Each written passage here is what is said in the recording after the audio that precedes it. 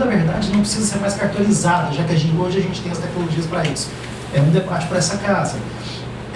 Ainda no sentido de digitalização, duas coisas. A revisão da Lei 8666, que saiu dessa casa para o Senado, muito provavelmente vai voltar para essa casa.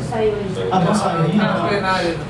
Então, ótimo. Assim, é uma oportunidade de rever regimes especiais para contratação de TI e de já colocar nessa lei o que está estipulado no plano, no marco, a renovação daquela chamada encomenda tecnológica, né, para a gente poder criar as possibilidades de finalmente poder contratar uma startup. Porque startup não tem atestado, não tem certidão, e aí você fica com a possibilidade um pouco reduzida de contratar as soluções realmente inovadoras. E uma outra coisa que essa lei poderia endereçar, primeiro, deixar muito claras as vantagens de você investir em OPEX em vez de CAPEX. Então, o Daniel falou, o Célio falou, da dificuldade de você manter uma cidade inteligente pelo custo, pela obsolescência. E aí, se a gente obriga cada vez mais as cidades, os estados, o gestor público a investir só em CAPEX, só no investimento ali mesmo, e não na operação, ele vai ter custo maior depois para fazer o decomissionamento disso, para fazer a substituição do legado. Então, é algo que isso já poderia estar agora nessa revisão da 8666. CAPEX versus OPEX e regimes de contratação de TI. Já uma outra coisa que não seria na questão de 866, mas realmente de gestão de recursos humanos, os órgãos públicos eles precisam ser obrigados a digitalizar antes de concursar. Então não dá mais para a gente, apesar de todo o salto tecnológico, continuar mantendo um número quase fixo de funcionários públicos. A gente precisa antes de fazer qualquer outro concurso público, digitalizar o serviço para saber quantas pessoas serão necessárias para fazer isso. Então, isso é uma proposta feita no ano passado. Esse ano agora, no governo federal, virou uma instrução normativa, mas só a pontinha do iceberg, a gente precisa dar um jeito de fazer isso chegar mais adiante. E para finalizar, na parte aqui de regulação econômica, a questão do planejamento urbano, o André falou bem da questão do plano diretor do subsolo, e aí é o seguinte, a 6766 é de 1979, o deputado Francisco Júnior é campeão nela, mas ela sofreu uma alteraçãozinha cosmética em 2017, alterações maiores no Estatuto das Cidades.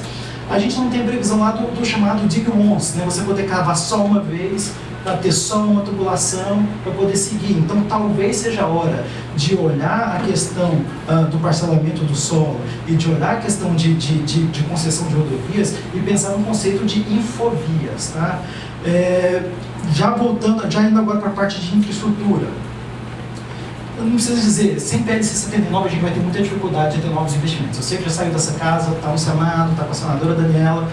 Em algum momento isso vai ter que sair, mas se a gente não tiver um novo marco de telecomunicações, a gente não vai ter novos investimentos. E aí a gente vai ter uma dificuldade de levar isso para todo mundo. Né? Até apresentaram aqui o número do Google, de 67% brasileira com smartphone. Eu disputo esse número, e eu nem acho que devíamos trabalhar com o número do Google. O Google trabalha com fonte secundária, mas de acordo com o IBGE são 47% dos brasileiros. O que bate, inclusive, com outros números. 70% dos brasileiros acessaram a internet nos últimos 3 meses, 70% dos brasileiros que acessaram a internet acessaram pelo smartphone, ou seja, 49% é o número mais próximo. E por que isso é um desafio? Hoje o Brasil tem mais de 30 milhões de feature phones em funcionamento. Feature phone é o telefone que não é externo, né, que não é smartphone. Isso obriga a gente a manter a rede 2G ligada.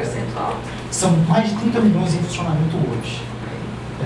Então, a gente vai ter que criar uma política, assim como teve dos kits de digitalização, a gente vai ter que ter uma maneira de substituir isso, até para a gente poder desligar a rede 2G e utilizar toda essa capacidade de espectro que tem na rede 2G, para de repente a gente ter a internet das coisas em banda estreita, por exemplo. A rede 2G cobre 99,5% da população brasileira. População, não estou falando de sede municipal. Então, assim, é algo muito significativo para a gente manter. E para encerrar ainda na questão de infraestrutura, PGMU, tem uma revisão do Plano Geral de Metas de Universalização. Hoje, Se uma companhia telefônica quiser substituir todos os seus orelhões por pontos Wi-Fi, não pode fazer isso. Ela pode até colocar um ponto Wi-Fi em cima, mas tem que manter o orelhão.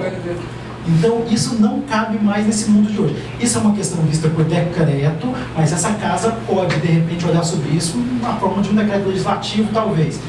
Mas seria importante que essa casa discutisse com o Ministério de Ciência e Tecnologia porque o PGU é mantido no passado. Então, na hora da gente atualizar isso. E, para finalizar, 5G. O 5G é sim um divisor de águas, a gente precisa acelerar, a licitação tem todo o risco de atrasar, e aí, apesar de ser algo que cabe ao regulador, por que eu acho necessário instar essa casa a agir sobre isso, a chamar a Anatel para conversar sobre isso? Nesse momento, a licitação do 5G está barrada porque alguns grupos querem proteger as antenas parabólicas. Então, a gente está atrasando o futuro para proteger o passado. A gente precisa ter cuidado com isso. Então, parte do Conselho da Anatel quer fazer essa licitação mais rápido, mas tem uma outra parte do governo federal querendo proteger a antena parabólica. Essa casa tem o poder e devia chamar o regulador, a pessoa do executivo, para saber quais são os interesses e não deixar que esse leilão atrase. O atraso do leilão 5G é o atraso do desenvolvimento do Brasil. Eu espero ter ajudado, ter contribuído. São esses desafios legislativos. Horroroso aquilo, né? 2 deputados de Santa Catarina querendo proibir o 5G por causa de uma declaração do médico Lair Ribeiro. Então, assim, vamos ter que desmistificar muita coisa. Obrigado a todo mundo. Obrigado, Thiago. Obrigado a cada um de vocês. Se fosse para a gente detalhar e aprofundar o que todos falaram aqui, a gente ia precisar de pelo menos uma semana para cada um agora, né? Para começar. Então, realmente é uma riqueza muito grande e a gente precisa conseguir agora transformar isso em ação, né? Ver o que vamos fazer. Queria só fazer algumas considerações primeiro, de algumas situações que foram colocadas. Eu acho que foi o Daniel, não sei se foi o Daniel que terminou, o Thiago que começou falando, não, foi o André. O André, ele falou muito do valor da informação. Ele até usou a questão, como falou o petróleo do século passado, a informação seria. E eu coloquei uma reticências à frente e coloquei 4 complementos, né? O valor da informação para controlar, ou o valor da informação para dominar, o valor da informação para solucionar, ou para lucrar. E a gente ainda pode colocar mais uma dezena de complementos. Então, como é que nós vamos querer completar essa sentença aqui? Quer dizer, a informação realmente tem um valor. Agora, nós temos que legislar e trabalhar para completar isso, que ela tem valor, a gente sabe que tem. E na hora que a gente vai trabalhar isso, então, aí sim, eu acho que foi o Daniel, ele falou sobre implantar, fazer manutenção e o caminho para isso. Então, esse é um grande problema nosso. Para a gente implantar, eu tenho que saber implantar para quê? A quem que eu vou estar atendendo? Teve alguém que colocou uma frase, o que os cidadãos precisam, como podemos ajudar? Foi você também, né? O que os cidadãos precisam?